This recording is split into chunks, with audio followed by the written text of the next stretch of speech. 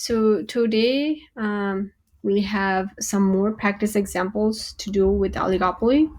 Yeah, and then we're basically going to be done with oligopoly, and we will move on to factor market next week. Okay. Okay. So are you okay with how to analyze the table? What? Are you okay with how you like get the answers for the table, like dominant strategy and Nash equilibrium and all that? Yes, it was something like that. If if Funhouse has 30. Okay, let's try this one. Okay, let's do this practice. Okay. Okay. So we have a remote town where there are only two indoor entertainment complexes. Okay, Funhouse and Amazing Jake. So there are two farms only in this in this town. So it's not a monopoly, but we call this. It's a special type of oligopoly where there are only two farms that are in an industry, and we call them a duopoly. Okay. The payoff matrix below shows the profit for each farm if the price of tickets are high or low. Analyze the matrix and answer the following questions.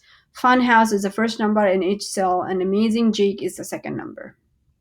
Okay, so we let's see. The questions they're asking is if there is a dominant strategy for Amazing Jake, and then also whether there is a dominant strategy for Funhouse. So how would we do this? So let's do it for Funhouse first. Okay.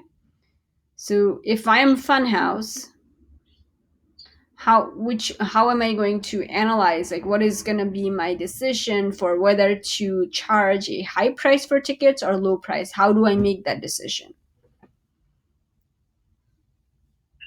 Um.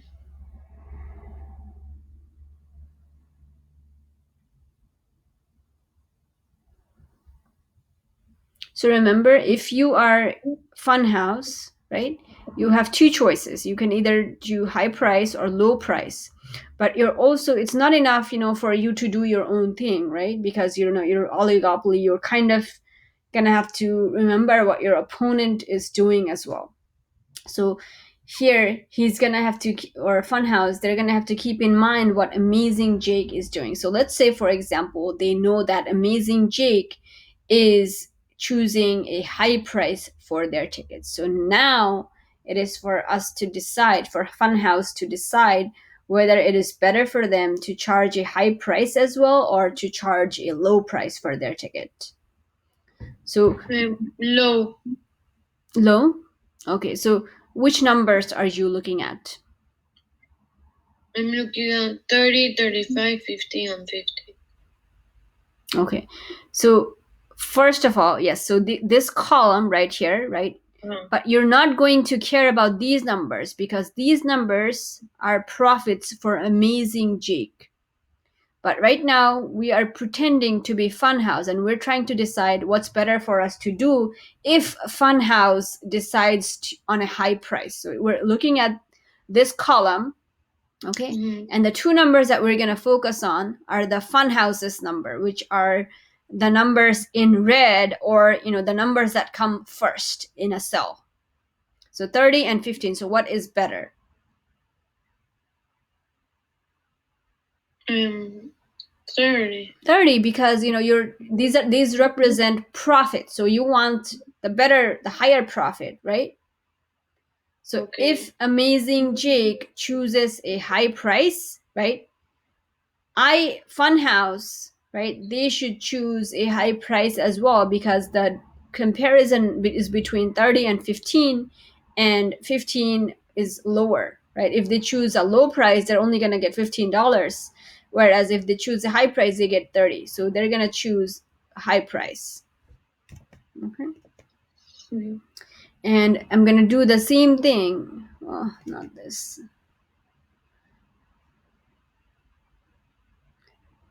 I'm gonna do the same thing, right? Now I'm going to pretend, right? I'm Funhouse still, but now I want to know what my best response should be, what gives me better payoff if Amazing Jake is choosing a low price for their ticket.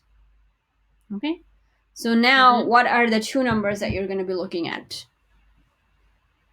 20 and 5. Good. Yes. So yes. So you are amazing, Jake, and you're deciding to go like we know that they're gonna do low price. So now I'm choosing between going high and making 20 or going low and making 5. So what do I choose? High. Right. So 20 high. So do you see how I should have done it in a different color because the cell number is also, this is 30, this is 20. So this is what we pick. So what we see here is that Funhouse, right? They're always choosing high price for their tickets, right? When Amazing Jake chooses a high price, they chose a high price as well. But when Amazing Jake chose a low price for their ticket, even then they chose a high price. So this is they're better off doing choosing a high price regardless of what Amazing Jake is doing. So what do we call that when that happens? There was a name for that. Collusion. No, it's called the dominant strategy. Okay, so for Funhouse, the dominant strategy is always to go high. They will always choose a high price, right? When you have a dominant strategy, it means that doing that gives you a better payoff regardless of what your competitor is doing. So here we saw that regardless of what Amazing Jake was doing, high or low, for Funhouse, it was always better to go high, right? They both they chose high each time. Do you understand? Yeah. Okay, so they have a dominant strategy. So now I want you to do this same thing for Amazing Jake and tell me if they have a dominant strategy or not. So they are using all their prices high. So how are you gonna take a look at it? So remember, you're pretending to be Amazing Jake. You can either go high or low, but it also depends on what Funhouse is doing. So first thing you're going to do is like you have to determine whether where you're looking, right? Which numbers are you looking at now? So let's say, right, you're Amazing Jake, you can either go high or low. Pretend that you are Funhouse is going high, right? So those are the two choices, right? So one time Funhouse is going to go high, the other time Funhouse is going to go low.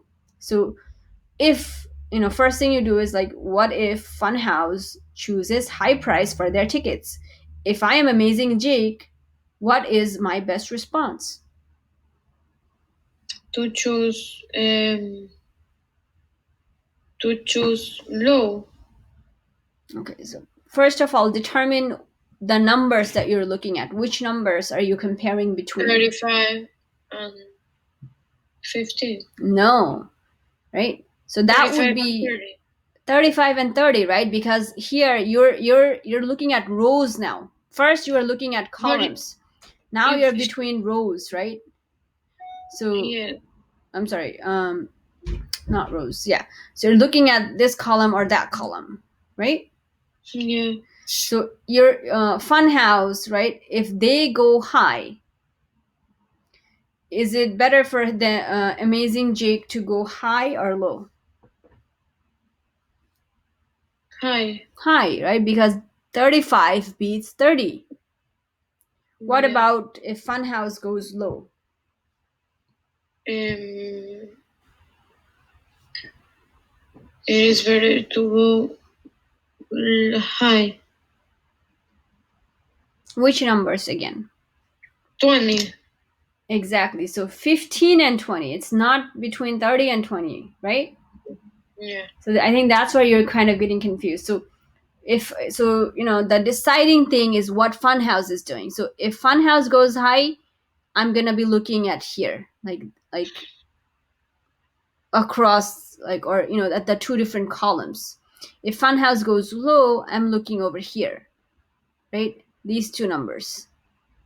Okay. So they're gonna choose to go low. So from what we just did, do you think that is there a dominant strategy for Amazing Jake? What? So does Jake have a dominant strategy? Um, Is there something that they always do, right, no, that makes them better off? no. No, exactly. So Funhouse had a dominant strategy, which was to go low, but High. Amazing So he Jake, goes low and high. yeah. So when depending on what Funhouse does, he changes his response, right? When Funhouse goes high, he goes high. When Funhouse goes low, he goes low. So he doesn't have a dominant strategy. He doesn't have something that is always better for him, regardless of what Funhouse is doing. Okay. So Yeah. now for B, it says if Funhouse goes low, where will Jake go?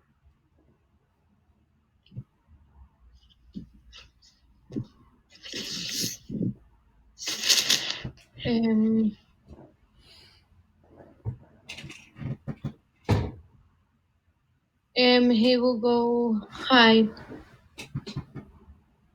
So I want you to use your cursor and show me where you're looking. Oh wait, I'm looking here. And Here. okay, so yes, so Funhouse going low means we're looking at these two numbers, right? So what is he gonna Yes. do? Wait, what? So what is he gonna do, right? Go high. Yeah. All right. Well, not high. That for him, this is low. So this is right because if this is Higher for than this, but lower. But low so for the him. number you pick, right? That's you pick the higher number, right? But the strategy is this one, right? Strategy is to go low for Amazing Jake. Do you Okay. understand that? Yes.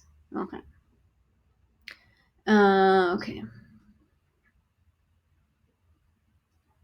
So because it's between 15 and 20, and 20 is the higher payoff, right? And that means he gets 20 if he goes low, not high. Okay. Okay. So now it asks what is the game's Nash equilibrium. The Nash equilibrium, remember, is when it's sort of this outcome of the game, right? When uh, each player, right, they choose what is best for them to do given what the other person is doing. So it's sort of the outcome of the game, or you can say like when the game has ended or it has come to a stable position. So where do you think that happens? In low. So Low of Funhouse. Nash equilibrium, right, is it's gonna happen if there is a Nash equilibrium. It's gonna happen when both people choose to be voluntarily in the same cell. So do you see how we have highlighted both of these numbers, or underlined?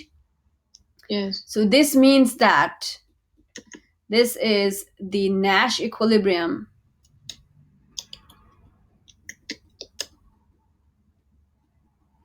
because Funhouse, right? They they if they both, so the Nash equilibrium is when they both choose a high price, right?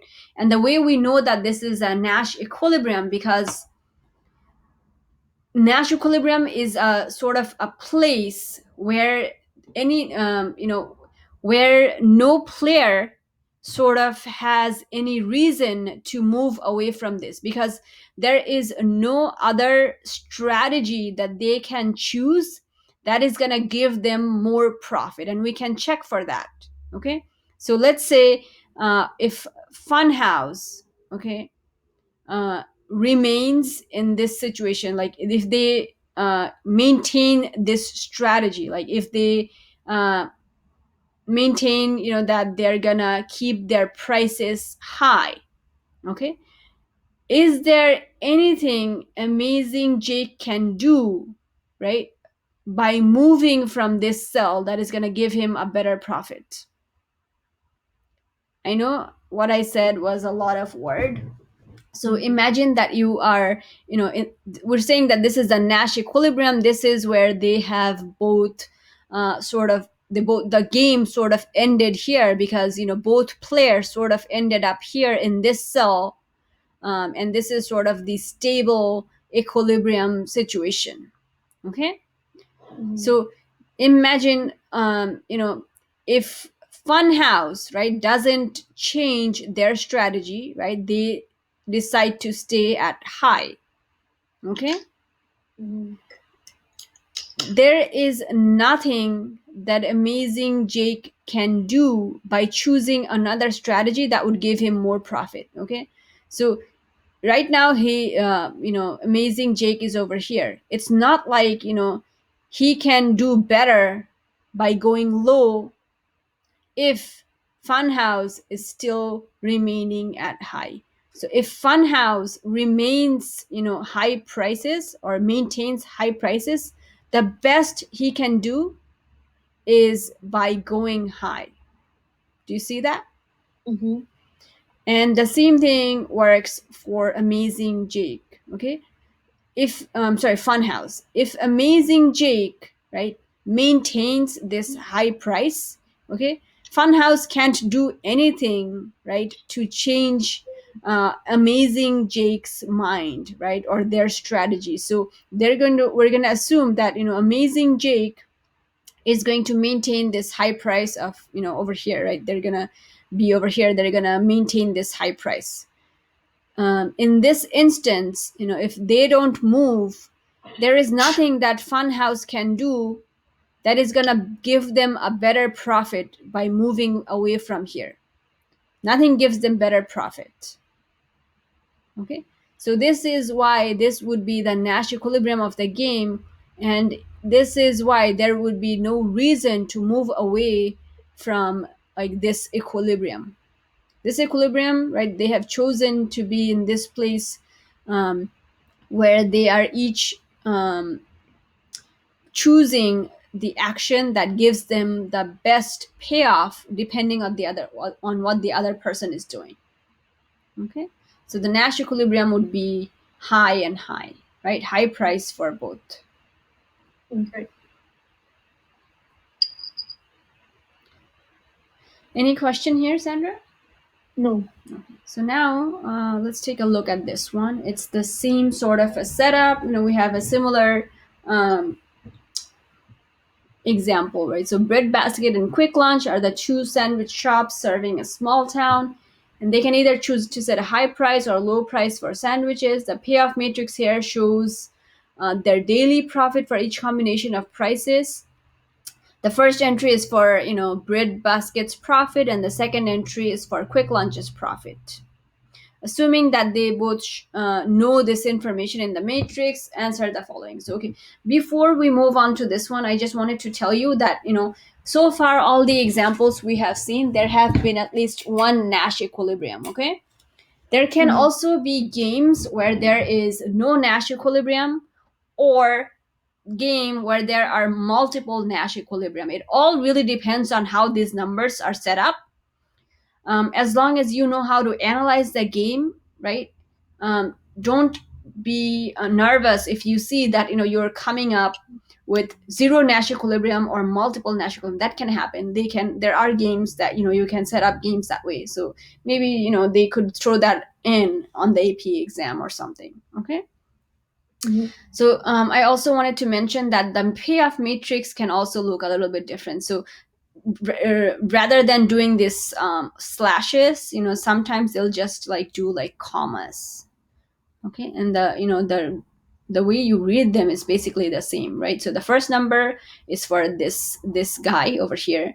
The second number is for the guy on the top. So player one are gonna be the numbers on the left, or the first numbers in each cell, and for the player two, it's gonna be the last numbers. Okay. So then here they're asking you, breadbasket and quick launch, does each shop have a dominant strategy or no dominant strategy? So how do we do that? So I want you to pretend that you are breadbasket, and depending on what quick launch is doing, I want you to tell me whether they have a dominant strategy or not. So first do the analysis. Okay.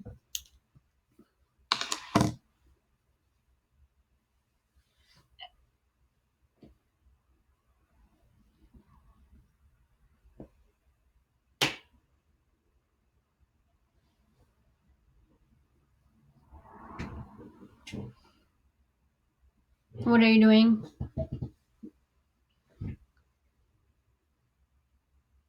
So there's no.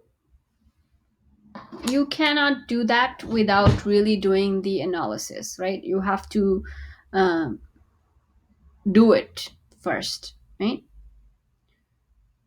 Okay, but breadbasket is going high, and quick launch is going high. Where? So which one are you role playing as first? This one. Okay, so first of all, you have to decide which player you're looking at first. Okay. So let's say we're looking at breadbasket and we want to decide what is better for us to do, whether to go high or low. So now we're gonna have to pretend that, we know that one time we pretend that quick launch goes high, and then one time we pretend quick launch goes low. Okay, so when we think that quick launch is going to choose a high price, what is better for breadbasket to do? To go high or to low? Low. Low. So what are the two numbers? No.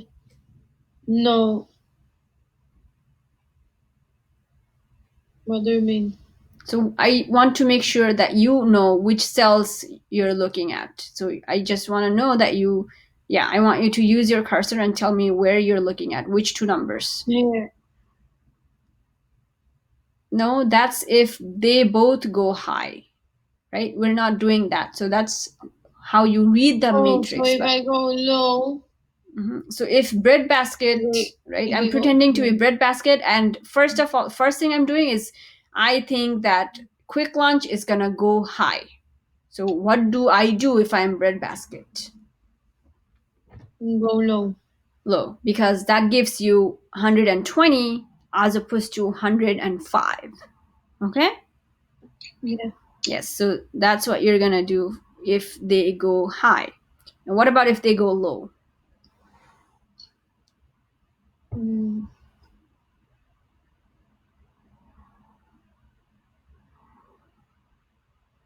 If they go low, I should go low also. Where? Yeah. No, that black number, you're not looking at black numbers right now, right? Black numbers are for quick launch.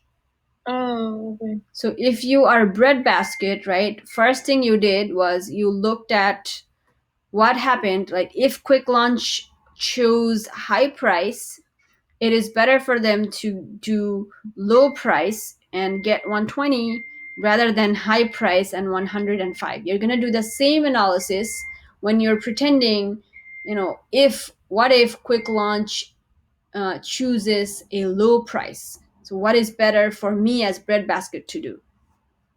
Choose low.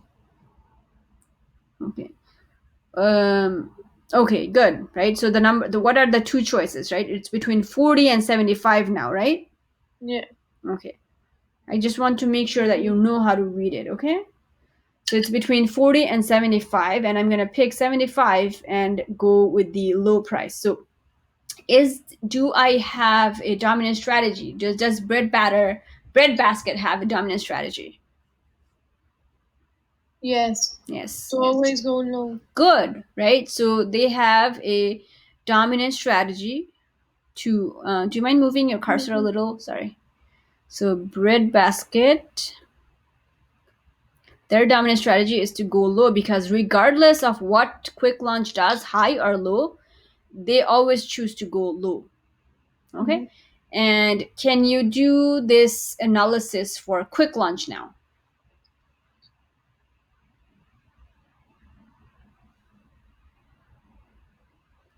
So if I'm quick launch, If I go, if breadbasket goes high, high, what are the two choices for me? I shall go high.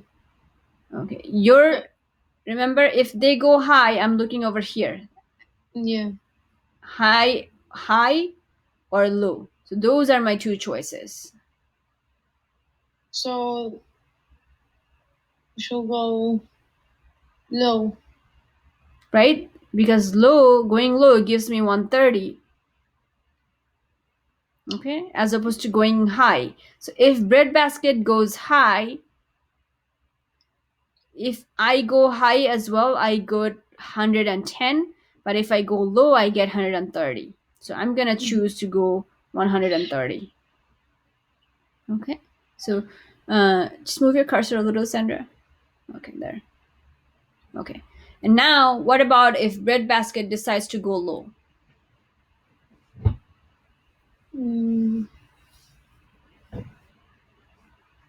I should go high. Exactly, because wait, sorry. If breadbasket goes low, yes, I should go high. Yes, and get 180 as opposed to 70. So does quick launch have a dominant strategy? No. No, they don't have a dominant strategy, right? Because their response depends on what breadbasket is doing. So now letter B asks you, if the two shops do not cooperate on setting prices, what will be the profit for each shop? So we know that this is they're not going to cooperate because they're competing with each other to get the most profit. So basically they're asking you what the Nash equilibrium of this game is going to be. So we know that breadbasket has a dominant strategy, right, which is to go low always. So they're going to go low, right? So they're going to go low. And now it's only up to quick launch to decide that when breadbasket goes low, and they know this, they have the information. So they're just going to decide, when breadbasket goes low, what is better for me to do?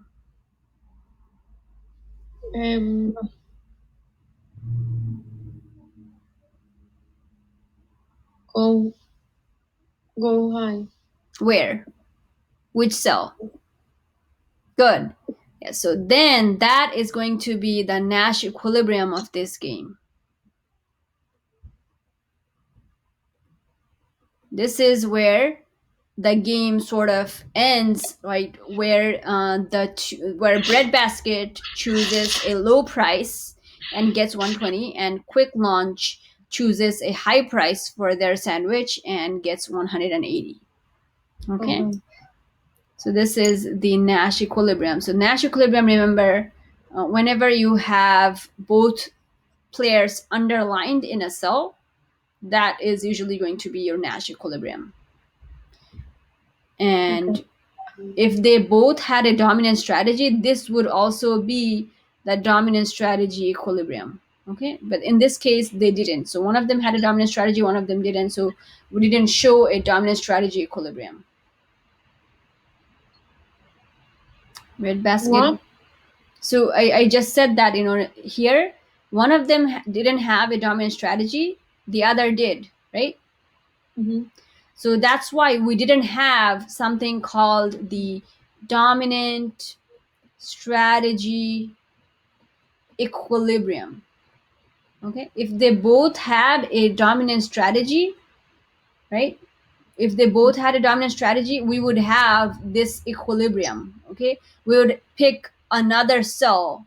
okay, not another cell. So the dominant strategy equilibrium, okay, hello. Yes. So all dominant strategy equilibrium is Nash equilibrium. This is something we talked about on Tuesday. Okay, so it was with this game, the prisoner's dilemma game, Mm-hmm. where oh well, I don't have it here, I guess.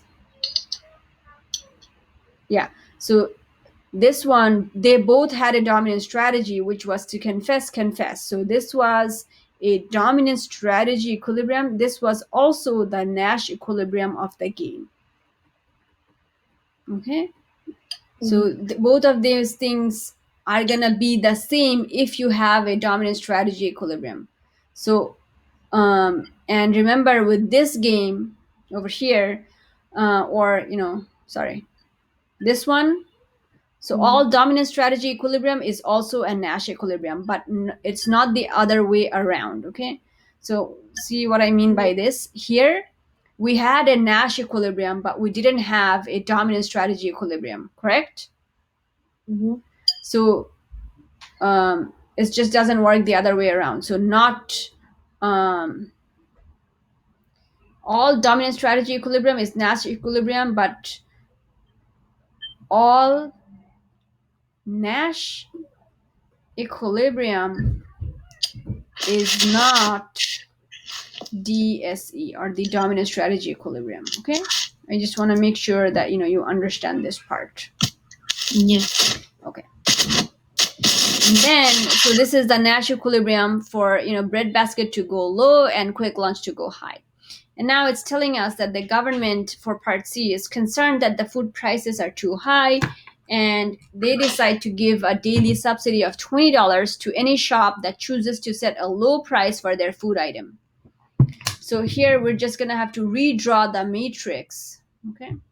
The payoff matrix. And where should I show this? Let me just clear this.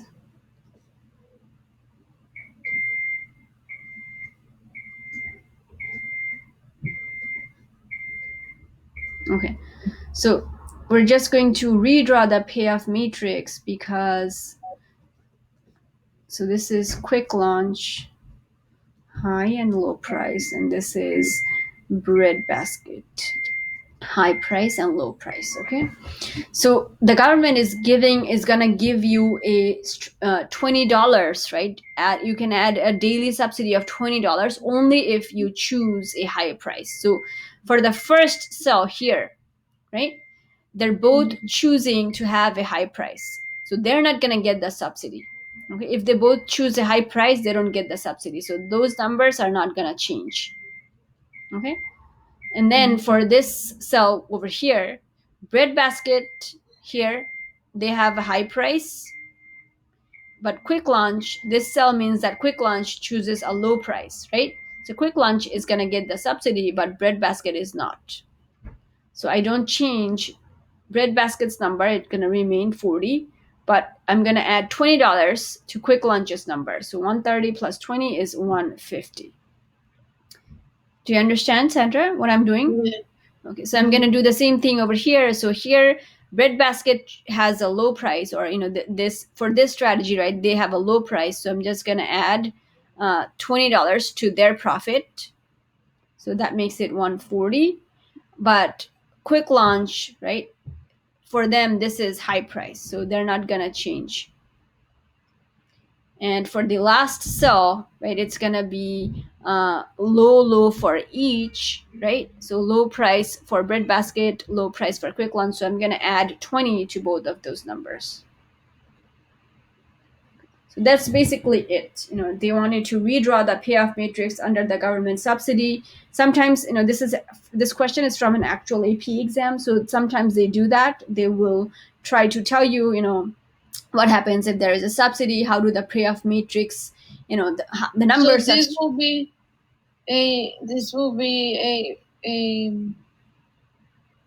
how do you call it, like free long response. answer? Sorry, Long answers. Yes, so the free response questions. So Free this is, yeah, response. the free response type of questions. This, they tend to show up in the free response part. Okay. Okay. So they But it might. always shows you this square. Sorry. It always shows you this, like Oh the yeah, the square. square, the payoff. This is, we call this the payoff matrix. Remember, so this matrix is always going to be there. If they give you a game theory type of question, this matrix will be there. There is no other way Oh, that you can analyze this. okay. Okay. So once they have this, they might ask you to do more stuff, like if the dominant strategy changes, right? Or if once the numbers have changed, right, some of the numbers have changed, they might ask you to do some more analysis, about the Nash equilibrium and whatnot. Okay. But the idea, right, how to do it is the same way. Okay. Mm-hmm. So now I just have one little slide about market power, and then that will be done with oligopoly after this. So remember, we talked about when we talked about market power, we talked about something called concentration ratio, which which basically shows the market share of the 4 or 8 largest farms in an oligopoly industry. So that was the concentration ratio. But then there are two different ways that we can also measure, two other ways that we can measure market power. One of them is the Lerner index, and then the other is the Harfindal-Harshman index. So the Lerner index is basically, it tells you about something called markup. Okay. So remember, in perfect competition, PC, price is equal to MC, right? Mm-hmm. So the price of the product actually reflects the cost, how much it costs to produce that unit. Okay. So if something like the first unit, or if you buy one unit and it costs like $2 or something, right, the price actually reflects how much it costs you to produce that unit. So that is in perfect competition. But we saw that with the other type of markets, monopolistic competition, oligopoly, all of them, right, they actually don't charge price equal to MC. They charge a price that is much higher than the marginal cost. So the price that they charge doesn't actually reflect how much it costs them to produce that an item. They actually, the marginal cost will be much lower, but they will actually charge a much higher price. So it's actually the Lerner index is basically how much price you can charge above your marginal cost. So that is your markup. So how much can you mark up above your marginal cost? So let's say if we have a product, right, and then for 1 unit of that product, the price is $100, but the marginal cost is only, like, let's say $30. So the markup is the difference, okay, which is 70. So the markup is $70, and the Lerner index would be 100 minus that 30 divided by 100, or this number basically comes down to 0.7. So the Lerner index can go anywhere between 0 and 1. Okay.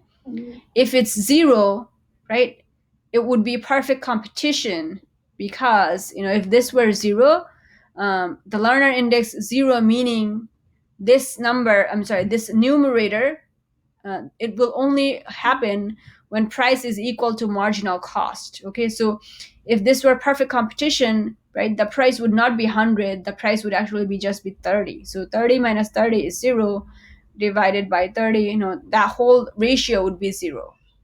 So this only happens in perfect competition. The Lerner index is 0. But the closer, the more closer you are to 1, that means that you have more market power. Okay, because what this is basically doing is that the extra $70 markup that you had to pay, that had nothing to do with the marginal cost, that had nothing to do with production. You can do that just because it's completely unrelated with um, marginal cost, right? And you can't explain this difference, right? um, it doesn't come from the cost of production, right? It only makes sense now that you can do this markup because you have market power. Okay, so when this number is closer and closer to 1, it means that you have very strong market power. And then we have the Harfindal-Harshman index, which goes something like this. HHI is equal to the sum of market share for all the individual farms in an industry. Okay, so ASI, okay, represents market share for individual farms. So if you are a monopoly, okay, you're only one farm, right? So there are no other farms in that market, and you have 100% of the market share. So the HHI for a monopoly would look like this. You are just adding, or you're gonna take the square of the market share, and if there were more farms in this market, you would add all of their share. But one farm has 100% of the market share, so the HHI is actually 10,000, right? Which is the highest value that this index can have, which comes from a monopoly. Okay? And if you are perfect competition, remember we have a large number of farms, right? Many, many, many farms, and they're all so small compared to the entire market that basically you can just say that they have, basically 0% of market share. Okay, so there are many, many, many farms in this industry. So you're gonna do something like this, like SI, right? The market share for farm 1, the market share for farm 2, the market share for farm 3, and all the way until however many farms you have. Let's say we have n number of farms in this industry. Okay, something like this. So you're just gonna, sorry, you had to square all of this. Okay, so then you're basically, if each farm in perfect competition has 0% of market share, you're basically just doing this, 0 square plus 0 square plus 0 square. So that means that this number is going to be 0. The HHI index for perfect competition is 0. So these are the two extreme values between 0 and 10,000. So they're on both end. And then oligopoly and monopolistic competition, they will have these numbers will be somewhere between 0 and 10,000. Okay, so let's say we have one oligopoly farm, and then there are only 3 farms in that industry. So one farm has 40% of market share, other has 40, and then the last one has 20. So you understand the market shares have to add up to 100%, because there are only 3 farms in that industry, and together the 3 of them have 100% of the market share. Okay, so then the HHI index, we would just calculate it like this. So we do the square the market share of the first farm, and then the second farm, and then the third farm. Right? So if we do this, we get something like 3,600. Okay, so it's much greater than 0, but it's nowhere near 10,000, which is a monopoly. So we know that this is probably somewhere in between, like monopoly and oligopoly. If there are only 3 farms, you can kind of assume that it's an oligopoly. Okay. Right, so this is all I have for you today with oligopoly. I don't know how they might show up what format of question they might show up in on the AP exam, but I just wanted to make sure that you knew what these two indexes were. Okay. Okay. All right. So I'll see you next week, and we'll start talking about factor markets. Perfect. All Thank right. you. Thank you. Bye bye, Sandra. Bye.